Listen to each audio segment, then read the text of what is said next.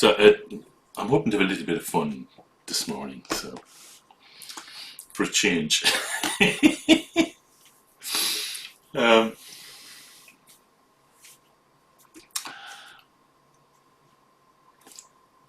okay, first bit of fun. You're sitting on a chair, I think mostly. Sitting on a chair, okay. Feel the chair. Go ahead, feel the chair. Feel the chair.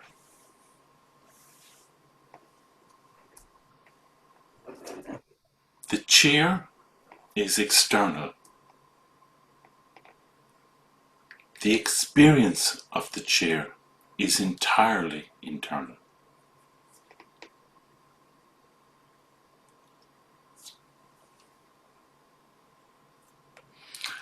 By the way, that's enough for many, many books of philosophy.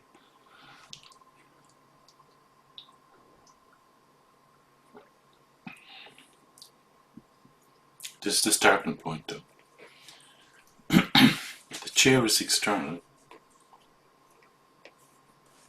The experience of the chair is internal. And as we know from my butting in on Wednesday night, Buddhism is focused a lot on suffering, right? And so there's two different takes on where suffering comes from.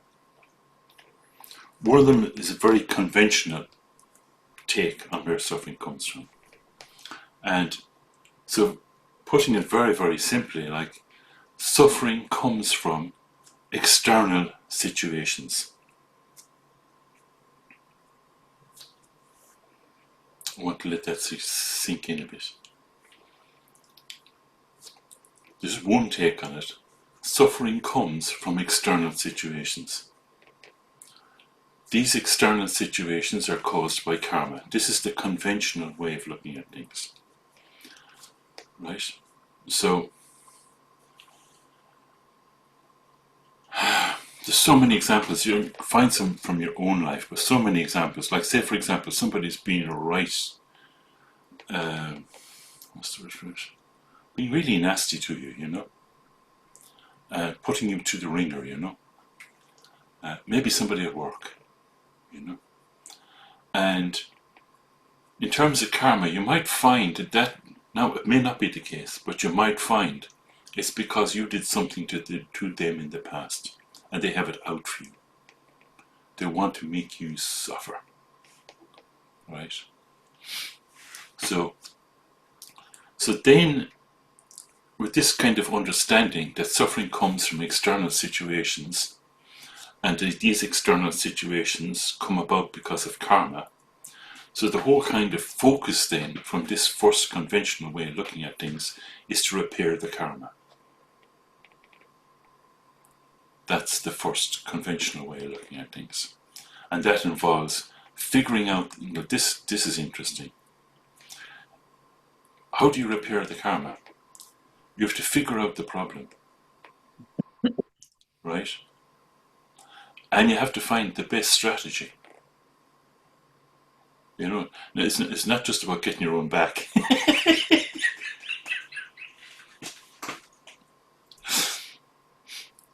To repair the karma. And this is normally how most of the time we work with things. I'm going to do a little pause, my regular pause. Is that your experience? Shitty situation. You try and fix it. You try all kinds of stuff. You know. Isn't that how we lead our lives? Isn't it? By the way, this isn't meant to be a lecture. This is meant to be an exploration. It's going to get worse in a minute. It involves a sheep. Yes, I am crazy. Yes, it's okay.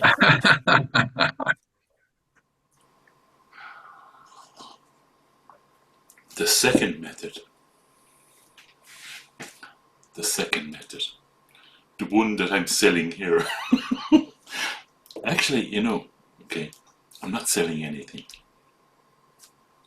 Just sharing with you some of my own experiences. Anyway, so the second one is that you recognize that the circumstance that caused the suffering is external, but that the suffering itself is internal.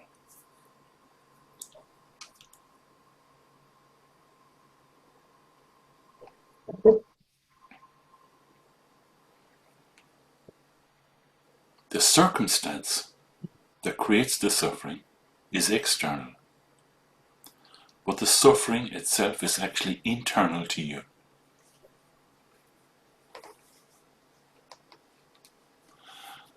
And this is where getting to know your own mind through meditation really begins to pay off. Because this is where the suffering is happening, in your own mind.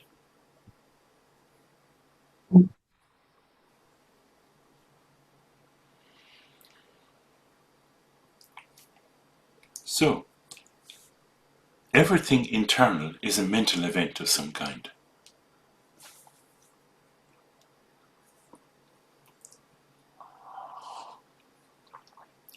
So, if we come to know our own mind, we need to know what are the characteristics of these mental events. Now, when I say mental event, it means thoughts, memories, feelings. These are all mental events, internal to you. So, it's good to know, to examine, and to see what are the characteristics of mental events. So, let's have a look. Just sit quietly.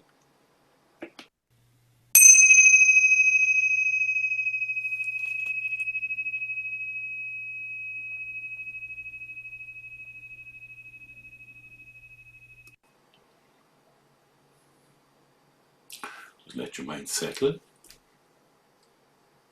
No, don't try to do anything. Allow it. Allow your mind to settle.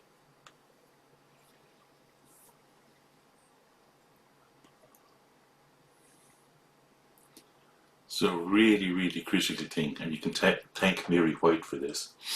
A really, really critical thing is, how long do mental events last? It's the first thing we look at. How long does a mental event last? So I'm going to create a mental event for you. And I want you to just observe. You're not looking to find anything, just watch, okay? So, imagine there's a sheep looking at you through a farm gate. You can close your eyes if you like.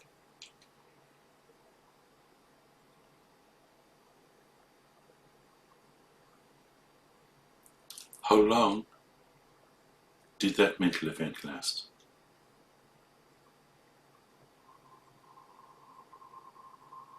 It's for you to find out, not for me to tell you.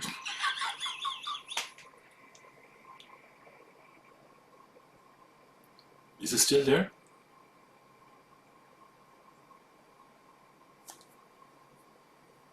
You can open your eyes again. Is it still there? How long does it last?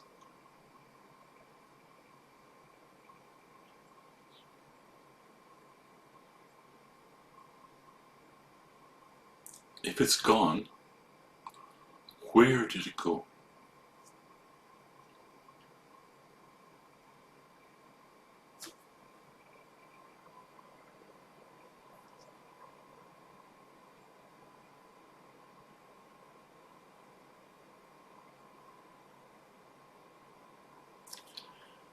Is there a gap before the next mental event.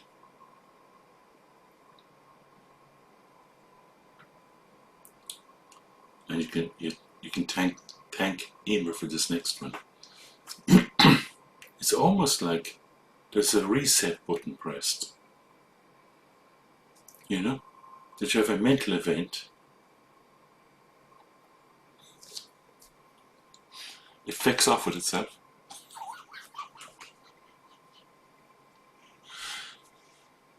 There's a gap. Then there's another mental event.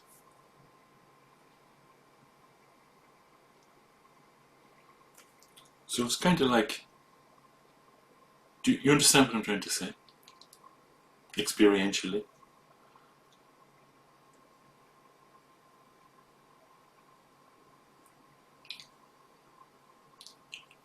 What was the sheep made of? I don't want an answer like wool.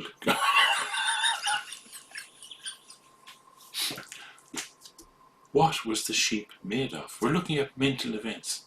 What was the sheep made of?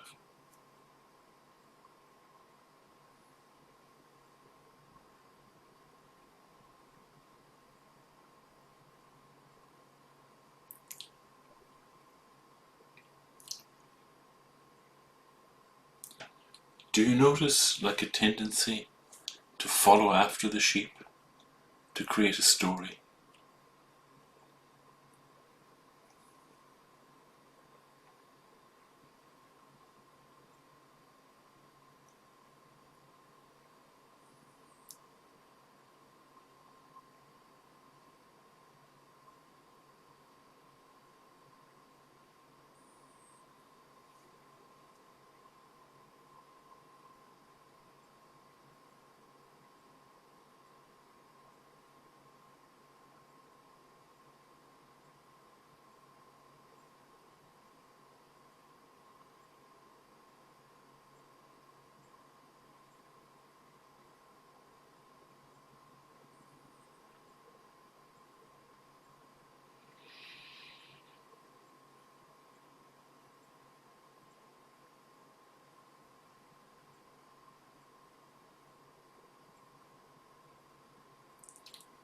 Why do some mental events seem to last so long?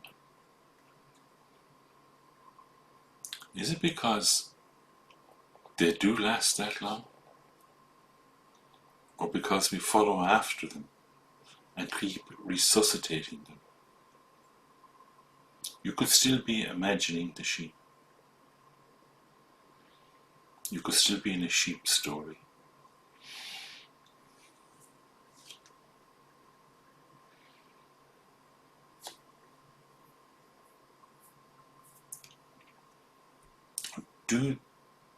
Does a mental event last for a long time, or does it just keep reappearing? Like mental event, sheep, gap, story about the sheep, gap, more story about the sheep, gap, I remember when, gap. Do you understand? Does the mental event, which I think is very short, does it just keep reappearing and we assume, oh, it's continuous?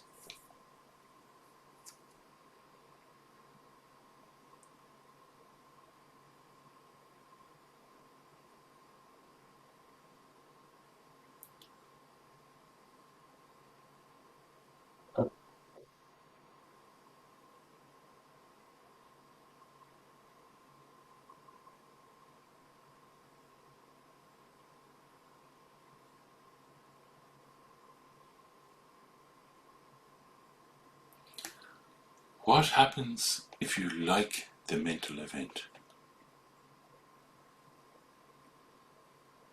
What happens if you dislike the mental event? If you like the mental event, you want to pursue it. If you dislike the mental event, you want to eliminate it. Both of these things cause the mental event to reoccur.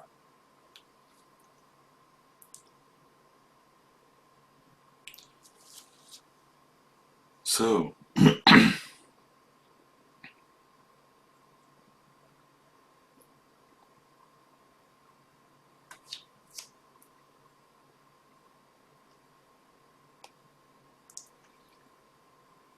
this is where coming to know your own mind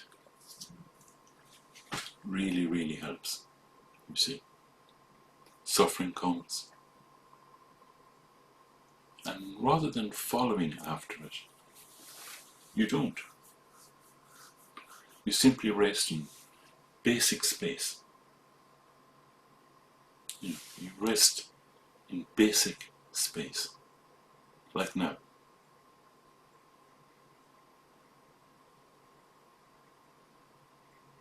Then the suffering is a transient mental event.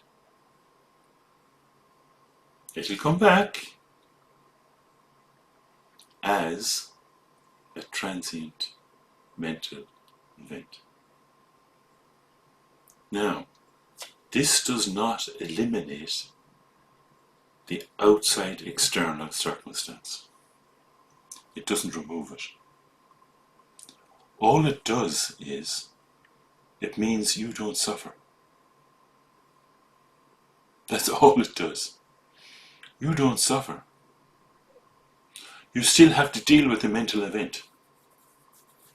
The external circumstance around the mental event. The mental event is taken care of. I made a mistake there, you probably spotted it.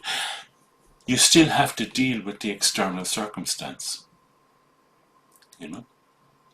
You still have to deal with it. But now from the viewpoint of not suffering.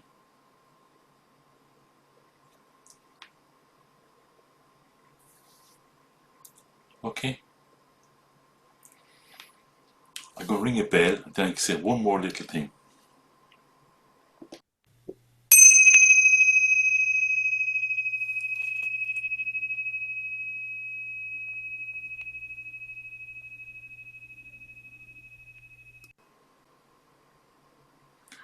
It's really important to take this understanding, this experience that you have.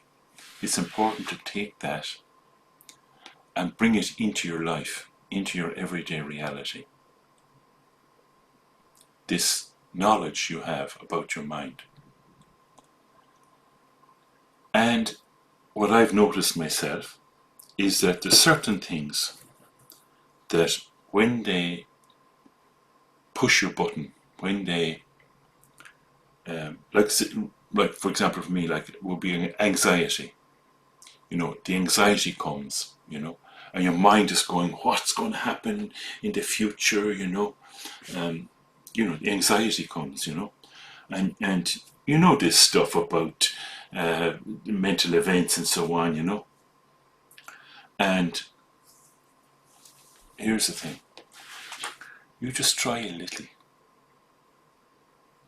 You just try a little. You don't have to overcome your anxiety. You just for a moment, rest in basic space. Just for a moment. Won't last. Just for a moment. You don't have to get out a prayer mat, orient yourself to Mecca, recite the appropriate rituals.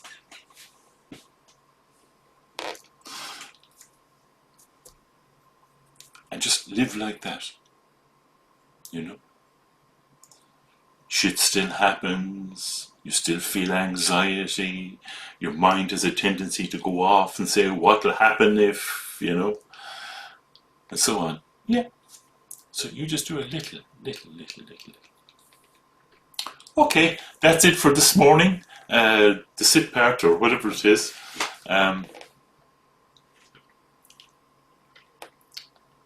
Okay, so if you've got things to do and etc., money to spend, ancient monuments to visit, whatever it is. Okay.